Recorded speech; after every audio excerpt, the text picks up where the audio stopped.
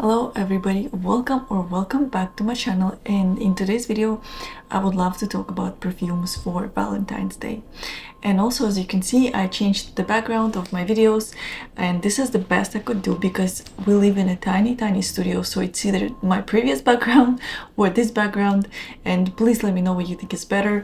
I'm just doing it for the change, for the fun. And I want to start with Linterdit Rouge, and this perfume is really good, especially for its price. I think it's blended super well, and it's seductive and playful at the same time. It's kind of flirty but also like deep. So in the opening I smell lots of orange, like it's very juicy, fruity, bright. Like I really love the opening. And it's also like slightly spicy type of opening because there's a little bit of ginger.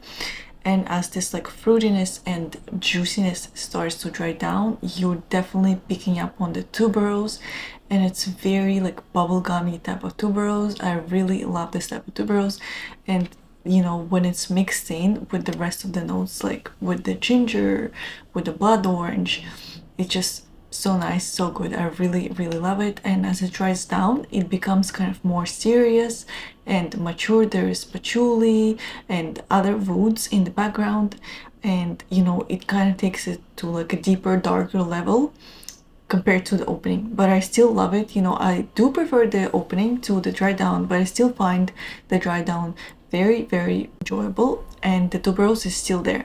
It's just kind of the top notes that are going away, the top notes of blood orange and ginger.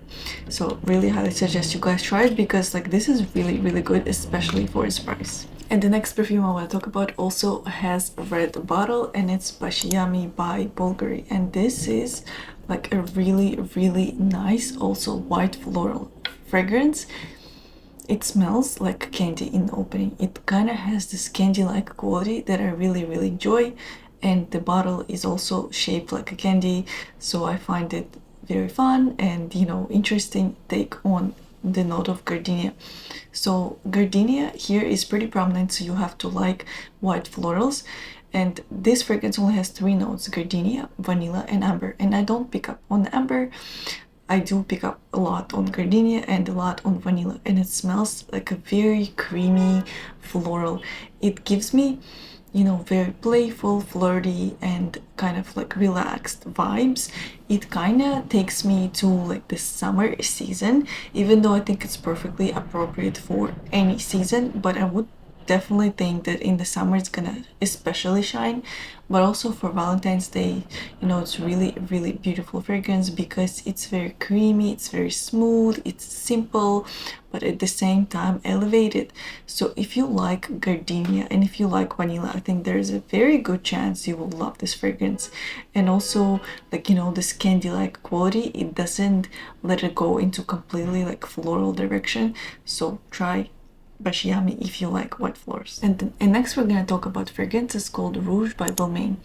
And this is also like a very floral fragrance. It's primarily florals. There's not even vanilla, so it's very floral. So you have to like florals to like it, but I think it's very easy to like scent.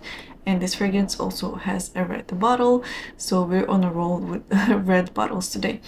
And to me it smells like a lot of florals all at once. I definitely smell lots of lily here. I smell magnolia, some asmanthus, and like maybe a touch of ylang ylang. I don't really pick up on iris, and I don't really pick up on the woods that are here. So it's very floral, and I think lily is the most prominent for me, mixed with that magnolia.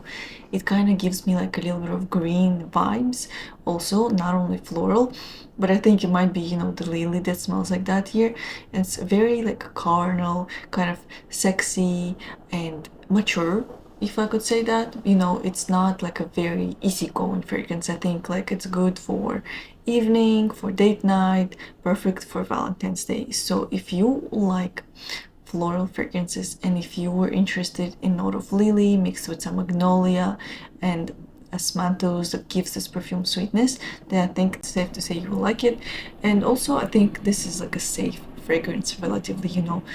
you're probably not gonna be like, oh no, it's not for me. Like, even if you don't fall in love in this fragrance, you are still gonna find it pleasant, because you know it's easy to like type of fragrance. Next fragrance is Camelia K by LK, and this fragrance is relatively similar to Linterdit Rouge, so they have kind of, you know, notes that are the same, but this one has more notes than the other one. So to me, this is also a very like white floral forward type of scent. There's a lot of tuberose here, there's jasmine. It also has this kind of like juicy and a little bit of spicy opening. There's also blood orange and there's also ginger, so it is very similar.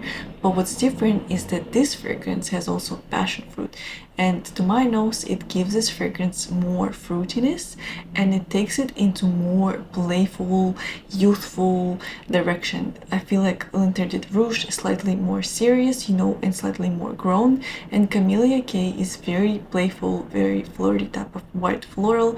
And I feel like this dragon fruit really gives it like a very different take from the Linterdit Rouge, but they are in the same family, they are similar, so if you have one, you probably don't need another. And also Camelia K is more expensive, but you know, they're different enough to have both, but at the same time they're not so different enough to have both.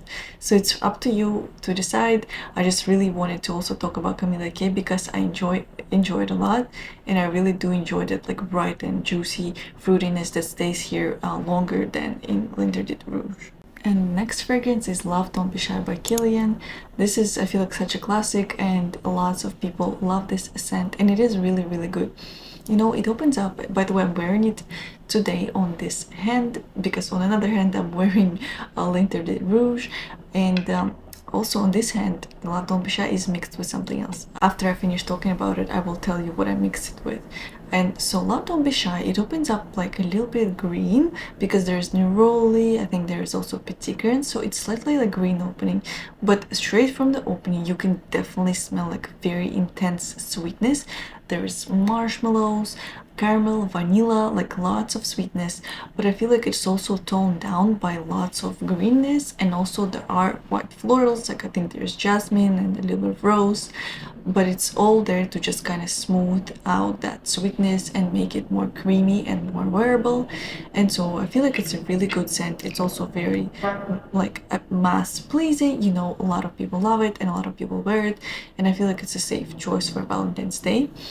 And so I watch you know, TikToks and YouTube as I think we all do, and I watched Demi rolling and I really love her videos. And in one of her videos she said that she mixed Love Don't Be Shy with Altair by Parfums de Marly, and I tried it today, and let me tell you, this is really, really good combo because it gives Love Don't Be Shy something more, you know, deep and dark, and it takes it onto the next level in my opinion.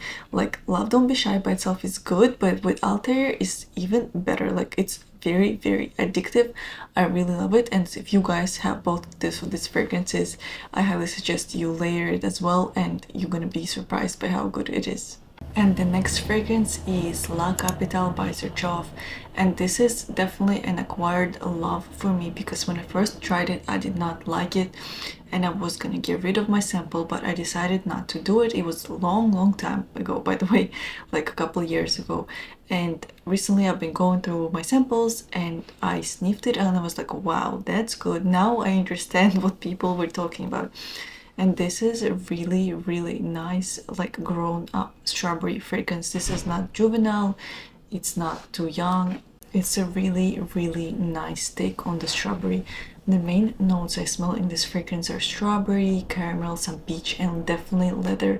Like, leather is really, really prominent, and I do like it a lot because, you know, it takes this fragrance into more mature and sophisticated and elegant type of direction, and it doesn't let it go into like this fruity floral like type of scent. And like, I really enjoy it. It's perfect for the winter. I think like winter and colder months are the best for this fragrance, and if you like strawberry and if you like leather, I think there's safe to say you will like this fragrance. It's also like a caramelized type of strawberry, you know, due to that caramel note, so it's really, really nice. I love it a lot, and it is similar to Venom Incarnate, but I would say that this fragrance is more sweet, more caramelized, and the strawberry is sweeter and it's more approachable. Like Venom and Carnot is pretty dark, at least to me. There's something earthy about it, there's lots of patchouli. The strawberry is very like wild there, and here it's more smooth and more approachable and more sweet. So if you want to kind of, you know, get into the strawberry leather type of fragrances, then start with La Capitale maybe versus Venom and Carnot. So, and now let's talk about the darkest scent in this video, and it's BDK Rouge Smoking Extrait. And this is fragrance that I love and adore, and I just sprayed it again and it just smells really good. Like the opening, you know, I love it a lot. It has this kind of like cereal and gourmand type of opening. It's really delicious, like cherry mixed with some almonds, mixed with some milk. It's really good. And as it dries down, it definitely is becoming a really dark and like kind of femme fatale type of scent. There's like some kind of balsamic notes, there's lots of amber, there's patchouli, so it's definitely, you know, becoming very dark in the dry down. But that you can still smell some of the sweetness from the cherry, from the vanilla. It's still, you know, sweet, but it's definitely way toned down from the opening, and also like compared to the original, you know, they're very different. Like they have similarities of course, but they are different. And if the original is kind of, you know, more daytime, more kind of easygoing and sweet and approachable, this one is, you know, this one is less approachable, more dark and more evening like type of smell. So these were the fragrances that I think are perfect for the Valentine's Day, and please let me know what fragrances you're planning to try or to wear this Valentine's Day. I'll be really waiting for your comments, and I'll see you in the next video. Bye!